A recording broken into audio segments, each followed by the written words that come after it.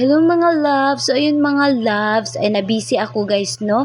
Kay magawa man tayo ng chiki, may issue man tayo na chiki guys. So kailangan mabilisan talaga guys. At nag-video lang ako ng konti guys, no? Para may ma-vlog pa naman ako guys. Kaya kailangan ko talagang mag-video. So ayun mga guys, at 5 PM ay nakauwi na kami guys. At ito yung kasama ko, si Fee at si Jerry. At naglakad-lakad ako guys ba, kasi baka may sumundo sa akin guys. Kaya naghanap ako guys. Oh my god, may nagsundo pala sa akin guys, no? Kaya pag uwi ko guys, hindi na ako nag-video, nagtakang ako ng dilong guys.